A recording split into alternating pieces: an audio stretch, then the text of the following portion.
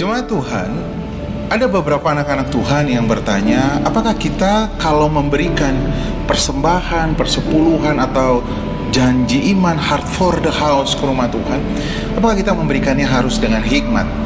Ya, benar sekali. Tapi tahukah saudara bahwa hikmat itu berbeda dengan ketakutan? Banyak orang menyamakan hikmat dengan ketakutan. Banyak yang berkata kalau kita memberikan, kita kan harus berhikmat juga, kita harus ada kebutuhan. Kalau kita memberikan persembahan, ingat loh, kita juga nanti ada kebutuhan mau liburan dan sebagainya dan sebagainya dan sebagainya. Mari kita lihat saudara, apa yang dimaksud dengan hikmat. Amsal 3 ayat 19 firman Tuhan katakan, dengan hikmat dia meletakkan dasar-dasar bumi. Benar? Nah, bagaimana caranya Tuhan menciptakan bumi ini? Dengan hikmat. Sama-sama kita tahu Kejadian 1, firman Tuhan katakan ketika dia menciptakan bumi ini, apa yang dilakukan Tuhan? Dia berfirman, jadilah bumi. Lalu dikatakan dia juga dengan pengertian ditetapkannya langit. Bagaimana cara Tuhan menciptakan langit? Diciptakannya lah langit dan bumi, kata kitab Kejadian. Dengan cara apa? Berfirman. Jadi hikmat itu adalah firman.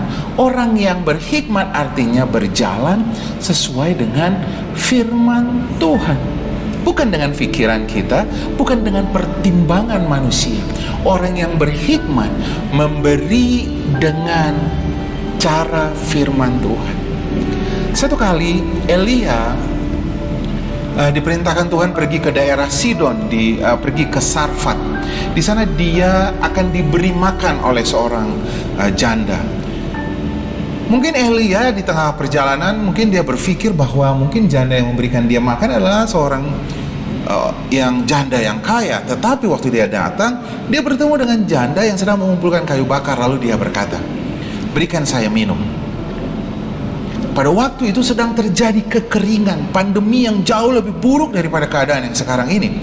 Keadaan yang lebih menakutkan daripada keadaan yang saat ini. 3 tahun 6 bulan masa itu terjadi. Mereka sedang mengalami kekeringan. Dan apa yang diminta oleh Elia? Dia minta minum. Hal yang paling berharga, dia minta minum. Lalu nggak cukup sampai di situ, dia bilang, berikan saya roti. Lalu janda ini berkata, saya tidak punya roti. Saya cuma punya minyak, sedikit minyak dan tepung di dalam buli-buli dalam tempayan, kata. Cuman punya ini sedikit saja. Saya akan membuat roti dan setelah aku makan bersama dengan anakku, kami akan mati. Karena sudah tidak punya apa-apa lagi. Lalu apa yang dilakukan oleh Elia, saudara? Dia bilang, buatkan aku roti. Perempuan ini percaya. Lalu dia buat roti itu dan dia berikan kepada imam, kepada Nabi Elia, saudara. Saudaraku, mungkin kalau kita lihat dalam keadaan sekarang, mungkin banyak orang yang akan menghujat Elia, saudara. Benar gak? Masa Nabi Tuhan gak tanggap? Masa Nabi Tuhan gak punya hikmat? Masa Nabi Tuhan tuh gak punya tenggang rasa? Masa Nabi Tuhan itu tidak peduli sama seorang janda? Benar, saudara. Justru karena karena Nabi Elia peduli, dia tahu bahwa barang siapa yang memberikan segelas air kepada Nabi, maka berkat Nabi turun ke atas yang memberikan. Justru karena dia peduli, justru karena Tuhan peduli sama saudara. Kalau saudara pegang, kalau saudara simpan, justru kau akan kekurangan. Kalau saudara beri, justru saudara berkelimpahan, saudara. Kalau mau pakai hikmat manusia, ngapain dikasih? Apalagi orang lebih sensitif karena itu buat anaknya. Tapi apa yang dilakukan saudara oleh perempuan di Sarfat ini? Dia berikan, sehingga selama masa kekeringan dia tidak pernah kekurangan. Justru minyak dalam buli-buli dalam tempayan tidak pernah habis, tepungnya tidak pernah habis. Dia menjadi orang yang sangat berkelimpahan, saudara. Lihat mukjizatnya.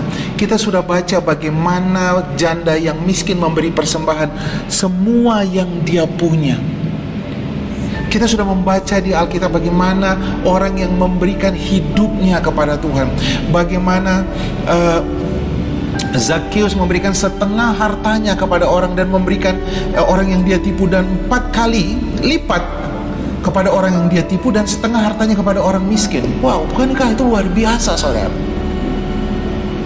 Kalau saudara mau berjalan oleh iman, artinya saudara berjalan dengan firman Tuhan. Mari berjalan dengan hikmat. Saudara berjalan dengan firman Tuhan.